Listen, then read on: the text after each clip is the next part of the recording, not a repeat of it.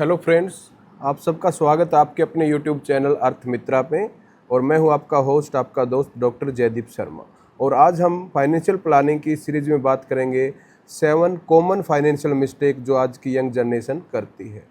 जैसा आप सब जानते हैं, आज की यंग जनरेशन काफ़ी टैलेंटेड है, एम्बिशियस भी है और आज इतनी सारी अपॉर्चुनिटी अवेलेबल है और अपनी यंग जनरेशन काफ़ी अच्छा कमा भी रही है, या तो सैलरी से और अलग अलग बिजनेस से। बट फिर भी देखा जाए तो यही यंग जनरेशन फाइनेंशियली कुछ मिस्टेक की वजह से फाइनेंशियली प्रॉब्लम में रहती है। तो आज हम उन्हीं प्रॉब्लम की डिस्कस करेंगे कि वो कौन सी ऐसी फाइनेंशियल प्रॉब्लम है और कैसे हम उन सबको अवॉइड कर सकते हैं। जैसे एक अच्छी सैलरी कमाने, एक अच्छी प्रोफेशनल स्किल्स की ज़रूरत है, वैसे ही उस मनी को मैनेज करना के लिए भी कुछ लाइफ स्किल्स हमें ज़रूरत पड़ती है। तो आज हम उन्हीं स्किल्स के ऊपर बात करेंगे।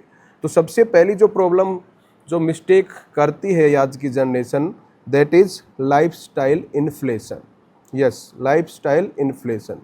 लाइफस्टाइल इन्फ्लेशन क्या होती है? जैसे ही हमारी अर्निंग शुरू होती है जनरेशन की, तो हमारे एक्सपेंसेस उससे कई स्पीड से बढ़ते हैं। हम expensive mobile, expensive weekend trips, expensive bike और कार मैनेज करना शुरू कर देते हैं। यानी जितनी हमारी सैलरी बढ़ती है या स्टार्ट होती है, उससे कहीं ज़्यादा हम अपने एक्सपेंसेस को बढ़ा लेते हैं। इसी एक्सपेंसेस को स्पीड से बढ़ने को हम बोलते हैं लाइफस्टाइल इन्फ्लेशन। तो इस लाइफस्टाइल इन्फ्लेशन की बीमारी से हमको बचना है।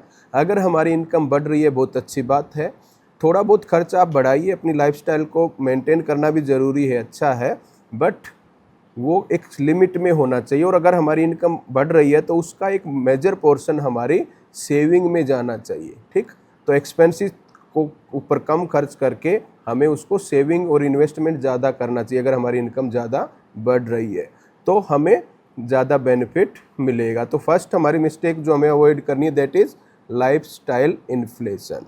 सेकंड जो मिस्टेक हम ज़्यादातर आजकल कर रहे हैं, that is no saving habit या लेट सेविंग हैबिट। सेविंग को हम इतना इम्पोर्टेंस नहीं देते। हम क्या सोचते हैं, महीने के लास्ट में जो बचेगा उसको हम सेव कर लेंगे, उसको सेविंग कर लेंगे। बट आजकल इतने टाइप के एक्सपेंसेस हमारे पास अवेन्यूज़ हैं कि हमारे पास लास्ट मंथ के लास्ट में कुछ भी बचता ही नहीं है। तो हमें क्या करना है इससे बचने के लिए? सेविंग को हमें प्रायोरिटी देनी है। अभी तक हम क्या सोचते हैं, saving is equal to income minus expenses, but अब हमें उसको किस में चेंज करना है? Expenses is equal to income minus saving. तो आप पहले ही डिसाइड कर लीजिए कितना सेव करना है। और एक नॉर्मल जो हमारी मिनिमम सेविंग होनी चाहिए, दैट इज़ मिनिमम 20%। तो अगर हमारी 50,000 सैलरी है या 50,000 इनकम है, तो हमें कम से कम 10,000 रुपये सेव करना ही है। तो हमें क्या सोच के चलना है? 50,000 माइनस 10,000, 40,000 ही हमें एक्सपेंस करने हैं। तो 10,000 रुपये का हम पहले से ही इन्वेस्टमेंट का प्लानिंग करके चलें, सो दैट हमारी सेविंग और इन्वेस्टमेंट प्रॉपर हो। ठीक, तो सेकंड जो मिस्टेक हमें अवॉइड करनी है, that is ignorance of saving. ठीक, थर्ड जो आजकल प्रॉब्लम आ रही है, that is easy money by credit card and EMI trap. आपको बार बार ऐड आती हैं, सामान ले जाइए, पैसा बाद में दीजिए। ठीक है, इजी ईएमआई आपको ऑप्शन मिल जाते हैं, क्रेडिट कार्ड का आपके पास ऑप्शन है। तो इसमें क्या होता है, आपको लगता है कि सामान खरीदना या एक्सपेंस करना बहुत इजी है, क्योंकि आपको पैसा तुरंत नहीं देना। इट्स ओके कि आपको तुरंत नहीं देना, बट बाद में वो आपको ही देना है। और आप सबको पता होना चाहिए कि अगर हम क्रेडिट कार्ड की ईएमआई टाइम पे नहीं दे पाए या पर्सनल लोन की ईएमआई टाइम पे नहीं दे पाए, तो उस पर हैवी पेनल्टी लगती है। और क्रेडिट कार्ड पे तो 30 to 40% इंटरेस्ट तक चला जाता है। तो ऐसे ट्रैप से हमें बचना है। तो इसको हम बोलते हैं डेब्ट ट्रैप। तो क्रेडिट कार्ड या ईएमआई के ट्रैप से बचना है।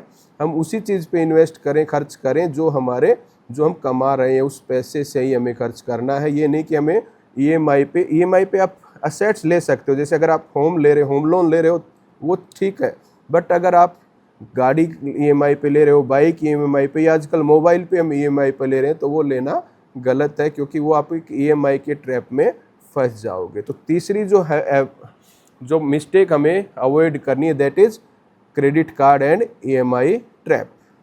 सो नेक्स्ट जो हमारी फोर्थ मिस्टेक जो हमें अवॉइड करनी है, या जो हम कॉमनली अब तक करते आए हैं, that is ignorance of emergency fund.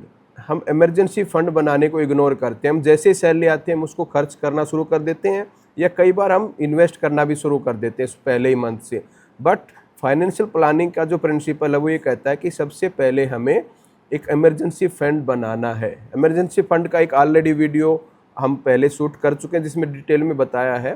तो इमरजेंसी फंड क्या होता है, कुछ फंड हमें इमरजेंसी सिचुएशन के लिए बचा के रखना है, ताकि इमरजेंसी सिचुएशन जैसे अचानक आपका जॉब लॉस होना या मेडिकल कंडीशन में आपको कुछ दिन के लिए छुट्टी लेना विदाउट पे लेना पड़ सकता है, या किसी वजह से जॉब चली जाती है आपकी, तो ऐसी कंडीशन में हमारे पास 3 to 6 मंथ के एक्सपेंसेस के बराबर हमारे पास इमरजेंसी फंड होना चाहिए, जो ऐसी जगह इन्वेस्ट हो जिसको हम तुरंत यूज में ला सकें। इसका फ़ायदा क्या होता है इमरजेंसी फंड होने से, कि जो हमारी इन्वेस्टमेंट की जो रेगुलरिटी है या एक्सपेंस की रेगुलरिटी वो इफेक्ट नहीं होती। तो सबसे पहले हमें क्या करना है, अपना एक प्रॉपर इमरजेंसी फंड क्रिएट करना है। जैसे ही हमारी सैलरी आती है तो पहले कुछ सैलरी आपको इमरजेंसी फंड डेवलप करने में लगानी चाहिए, उसके बाद हम इन्वेस्टमेंट स्टार्ट कर सकते हैं, मंथली SIP शुरू कर सकते हैं, या फिर दोनों शुरू में हम साथ साथ लेकर चल सकते हैं। अगर मैं 10,000 रुपये हर महीने बचा पा रहा हूँ पहली सैलरी से, तो 5,000 रुपये मैं इमरजेंसी फंड के नाम से लिक्विड फंड में डालता रहूँ या बैंक में डालता रहूँ और 5,000 रुपये की SIP शुरू कर दूँ। जब मेरा इमरजेंसी फंड पूरा हो जाए 3 to 6 मंथ का, फिर मैं साढ़े 10,000 से पूरी के पूरी SIP करना शुरू कर सकता हूँ। तो फर्स्ट टारगेट हमारा क्या होना चाहिए, एक प्रॉपर एडुकेट इमरजेंसी फंड जो हमारे प्रॉब्लम में काम आए। ठीक, तो फोर्थ हमारा हो गया इमरजेंसी फंड को प्रॉपर बनाना। फिफ्थ आती है हमारी जो सबसे कॉमन इन्वेस्टमेंट मिस्टेक हम करते हैं, दैट इज डिलेइंग इन्वेस्टमेंट। हम इन्वेस्टमेंट को डिले करते हैं। हम क्या सोचते हैं, अभी ने कमाना शुरू किया है, पहले लाइफ को एंजॉय कर लें, हम खर्चे कर लें, हम विदेश घुमाएं, हम ये खरीद लें, गाड़ी खरीद लें, और हम इन्वेस्टमेंट करना 5 साल 10 साल डिले कर देते हैं। उसका प्रभाव क्या होता है कि हमें जो कॉर्पस है वो बहुत कम हो जाता है। आपने कंसेप्ट सुनी होगी, पावर ऑफ कंपाउंडिंग, चक्रवर्ती ब्याज की ताकत। वो तभी पॉसिबल है जब हम जितना जल्दी हम इन्वेस्टमेंट की शुरुआत करें, चाहे अमाउंट कम से भी शुरुआत करें, बट जितना लंबा समय देंगे उतना हमारा इन्वेस्टमेंट की वैल्यू बढ़ती है, उतना हमारा कॉर्पस बढ़ता है। और जितना देर से हम शुरू करेंगे, कॉर्पस हमारा उतना ही कम होगा। इसको हम एक एग्जाम्पल से समझ सकते हैं। अगर कोई बंदा 22 साल की उम्र से जैसे उसकी जॉब शुरू होती है, अगर वो 5,000 रुपीज़ भी मिनिमम इन्वेस्ट करता है 12% के रेट से, तो जब वो 60 ईयर का होगा तब उसके पास अप्रोक्सीमेट 22 लाख उसकी इन्वेस्टमेंट होगी और उसकी वेल्थ जो है लगभग 6.5 करोड़ हो जाएगी। यानी सिर्फ 5,000 रुपये इन्वेस्ट उसने शुरू किया 22 साल की उम्र से, तो लगभग उसने 38 ईयर तक इन्वेस्ट किया। जब वो 60 साल का होगा तो उसकी जेब से जो पैसा जाएगा वो लगभग 22 लाख रुपए जाएगा, बट वो कन्वर्ट कितने में हो जाएगा, 6.5 करोड़, चक्रवर्ती ब्याज से, पावर ऑफ कंपाउंडिंग से। वहीं एक दूसरा व्यक्ति जो कि थोड़ा लेट शुरू करता है और वो 32 ईयर से स्टार्ट करता है, वो 10 साल क्या करता है, लाइफ को एंजॉय करने की कंसेप्ट पे चलता है। 10 साल तक वो कोई इन्वेस्ट नहीं करता, सारी सैलरी को वो अपने खर्चों में उड़ा देता है। वही अगर वो 60 ईयर तक अगर वो सेव करेगा तो उसका फंड सिर्फ 2.25 करोड़ हो गए, यानी 2 करोड़ से थोड़ा ऊपर ही होगा। यानी 10 साल डिले करने से सिर्फ उसका फंड जो है 6.5 के बजाय सिर्फ 2 करोड़ रुपए से थोड़ा ऊपर ही होगा। यानी सिर्फ 10 साल की वजह से उसको 4 करोड़ रुपए का नुकसान या कम कॉर्पस बन पाएगा। तो इससे बचने के लिए हमें क्या करना है, जल्द से जल्द शुरू करना है, चाहे कम अमाउंट से शुरू करो। आपको क्या करना है, फर्स्ट जॉब जैसे ही आपकी लगती है, हमें इमरजेंसी फंड जैसे ही हमारा कंप्लीट हो जाए, हमें प्रॉपर इन्वेस्टमेंट शुरू कर देनी है, ताकि एक लंबा समय उस मनी को मिले कंपाउंडिंग होने में। ठीक, तो 5वीं जो मिस्टेक हमें अवॉइड करनी है, that is delaying investment. Investment शुरू करने में डिले नहीं करना है, जल्द से जल्द इसको शुरू करना है। नेक्स्ट जो 6th इन्वेस्टमेंट हम नॉर्मली अवॉइड करते हैं, that is ignorance of insurance. हम इंश्योरेंस को इग्नोर करते हैं, हम इंश्योरेंस नहीं लेते, बट हमें इंश्योरेंस, एक प्रॉपर इंश्योरेंस कवर होना भी हमारा ज़रूरी है। और इंश्योरेंस भी दोनों तरह के हमारे लिए ज़रूरी है, life insurance and health insurance. Life insurance में बट हमें क्या करना है, टर्म इंश्योरेंस, हमने ऑलरेडी एक वीडियो बनाया जिसका लिंक हम इसमें डिस्क्रिप्शन में डाल देंगे।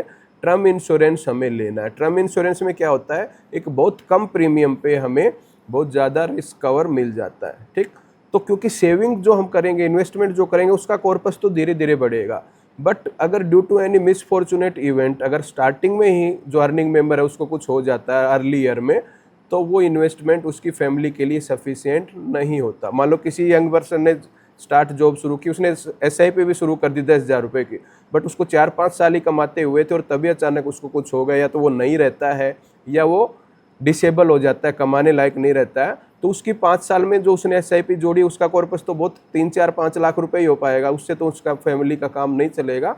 तो उससे बचने के लिए हमें क्या करना है, एक शुरू में ही हमें एक प्रॉपर टर्म इंश्योरेंस, जो कि हमने ऑलरेडी डिस्कस किया, 100 times of your monthly income कम से कम होना चाहिए, ताकि कोई मिस हैपनिंग होने की कंडीशन में हमारी फाइनेंशियल प्लानिंग जो है या हमारे जो फाइनेंशियल गोल है वो हमारे अफेक्ट ना हो। तो एक प्रॉपर टर्म प्लान भी हमें टाइमली ले लेना है। दूसरा ये भी पाया जाता है कि टर्म प्लान का जो प्रीमियम होता है वो एज के हिसाब से बढ़ता जाता है, तो जितना जल्दी हम टर्म प्लान लेंगे उतना ही प्रीमियम हमारा कम रहेगा। और प्रीमियम की एक कंडीशन क्या होती है कि एक बार जो प्रीमियम सेट हो जाता है इंश्योरेंस में, खासकर टर्म प्लान में, वो पूरे टेन्योर में वही टर्म इंश्योरेंस प्रीमियम चलेगा। तो अगर मैं 20 ईयर की एज में अगर मैं 1 करोड़ का इंश्योरेंस लेता हूँ तो हो सकता है वो लेस देन 10,000 में आ जाता, फॉर एग्जांपल 10,000 में मिल जाएगा मुझे, तो वही 10,000 प्रीमियम मुझे नेक्स्ट 20 साल 30 साल भरना है। बट अगर मैं इंश्योरेंस को 20 साल में ना लेकर के 30 साल की उम्र में लूँगा तो उसी 1 करोड़ के कवर को लेने के लिए मुझे 15 से 16,000 रुपये प्रीमियम देना पड़ेगा। और अगर मैं वही प्रीमियम 40 साल के ऊपर लूँगा तो हो सकता है मुझे 30 से 35,000 रुपये कवर देना पड़ेगा। यानी जितना लेट हम इंश्योरेंस लेंगे हमें वो प्रीमियम ज़्यादा देना पड़ेगा और वो पूरे टेन्योर ही ज़्यादा चलेगा। तो सबसे पहले हमें क्या करना है, इमरजेंसी फंड के साथ साथ प्रॉपर इंश्योरेंस भी जल्दी से जल्दी लेना, जिससे कि हमें कम से कम प्रीमियम पे ज़्यादा से ज़्यादा रिस्क कवर मिले। सेम यही कंडीशन हमारी है हेल्थ प्रीमियम के साथ। तो जैसे आप कमाने लगो पहले अपना मेडिकल इंश्योरेंस लीजिए, फिर जैसे जैसे आपकी फैमिली बढ़ती जा रही है उसको भी आप उसी इंश्योरेंस में ऐड करके चलते चलिए। तो घर में जितने भी मेंबर हैं उन सबको एक प्रॉपर हेल्थ कवर होना ज़रूरी है, क्योंकि आज के टाइम में मेडिकल अनसर्टेनिटी भी बढ़ रही है, तरह तरह की बीमारियां हो रही हैं, प्लस मेडिकल एक्सपेंस भी बढ़ गए। आप सब जानते हैं कि एक बार अगर हम हॉस्पिटल में एडमिट हो जाएं तो हमारा बिल बहुत ज़्यादा हो जाता है। उससे क्या होगा, अगर आपका हेल्थ प्रीमियम नहीं होगा, हेल्थ इंश्योरेंस नहीं होगा, तो जो आपकी सेविंग आपने कर रखी है, जो इन्वेस्टमेंट कर रखी है, उसमें से आपको खर्च करना पड़ेगा। ठीक, मान लो मैंने कोई 5 लाख रुपए किसी एक गोल के लिए जोड़े हैं, मुझे मान लो एक गाड़ी लेनी है, ठीक है, मैंने उसके लिए 5 लाख रुपए इन्वेस्ट किए, सेव किए धीरे धीरे करके SIP से, और अचानक कोई फैमिली मेम्बर अगर बीमार हो जाता है तो और मुझे वो 5 लाख रुपए हो सकता है उसमें खर्च करने पड़ जाएँ, प्लस हो सकता है मुझे और भी ज़्यादा खर्च हुआ तो लोन भी लेना पड़ सकता है। तो इसलिए ये भी हमारे पास एक प्रॉपर हेल्थ कवर होना भी ज़रूरी है। ठीक, तो छठी जो मिस्टेक हमें अवॉइड करनी है, that is ignorance of insurance. Insurance both term insurance as well as health insurance. तो हमें इन दोनों इंश्योरेंस को भी जल्दी से जल्दी लेना है। जैसे हम कमाना शुरू करें हमारे एक प्रॉपर टर्म इंश्योरेंस भी होना चाहिए और हेल्थ इंश्योरेंस भी होना चाहिए। ठीक, then last but not the list जो हमारी मिस्टेक हमें अवॉइड करनी है, that is we are investing more in life style than in life skill. हम लाइफ स्टाइल बढ़ाने पर ज़्यादा फोकस करते हैं, महंगा फ़ोन लेना है, महंगे कपड़े पहनने हैं, महंगी बाइक या गाड़ी लेकर के चलना है, ठीक, बट उसकी बजाय हमारा मोर फोकस किस पे होना चाहिए, लाइफ स्किल सीखने पे। ठीक, क्योंकि जैसे जैसे टेक्नोलॉजी आ रही है, नई नई टाइम चेंज हो रहा है, तो हमें नई नई स्किल्स सीखने की ज़रूरत है फ्यूचर के लिए। तो इंस्टेड कि हम इन चीज़ों पे अपना पैसा ज़्यादा वेस्ट करें, हमें लर्निंग पे फोकस करना चाहिए। नई नई स्किल्स हमें, जैसे कम्युनिकेशन स्किल्स है, AI से रिलेटेड कोर्सेज हैं, कुछ टेक्नोलॉजी नई आ रही है उसको सीखना है, इंटरव्यू प्रिपरेशन से रिलेटेड कोर्सेज हैं, इन पे हमें फोकस करना चाहिए। इन पे ये क्योंकि ये हमारे एक्सपेंस नहीं है, ये हमारी इन्वेस्टमेंट है। ठीक, तो इससे क्या होगा, हमारी वैल्यू बढ़ेगी, हमारी जो अर्निंग कैपेसिटी जो बढ़ेगी और फ्यूचर में हमें उससे और ज़्यादा अर्निंग होगी। ठीक, तो ये कुछ आज हमने डिस्कस की कुछ मिस्टेक जो एक नॉर्मली यंग जनरेशन वाले करते हैं, और साथ साथ हमने डिस्कस किया कि कैसे हम उनको अवॉइड कर सकते हैं। तो अगर हम इन सारी चीज़ों को फॉलो करें तो हम एक अच्छी फाइनेंशियल प्लानिंग की तरफ बढ़ सकते हैं। ठीक, आने वाले वीडियो में मोर डिटेल में बात करेंगे कि कैसे हम एक अच्छी फाइनेंशियल प्लानिंग बना सकते हैं। बट उससे पहले अभी तक जो हमने 4 वीडियो देखे, जिसमें हमने इमरजेंसी फंड की बात की, हेल्थ इंश्योरेंस, टर्म इंश्योरेंस की बात की, प्लस आज हमने कुछ मिस्टेक की बात की, ये सब क्या है, एक फाउंडेशन है एक अच्छी फाइनेंशियल प्लानिंग की। ये सारी चीज़ जब हम कर लेंगे तभी हम एक अच्छी फाइनेंशियल प्लानिंग, एक अच्छी गोल प्लानिंग की तरफ बढ़ सकते हैं, एक अच्छा पोर्टफोलियो बना सकते हैं, जिसके हम आने वाले वीडियो में भी बात करेंगे। तो आशा है आपको आज का वीडियो अच्छा लगा होगा। अगर आपको अच्छा लगा तो आप इसको ज़्यादा से ज़्यादा शेयर कीजिए, सब्सक्राइब कीजिए चैनल को, सो दैट ये चीज़ें सबके तक पहुंच सके। Thank you.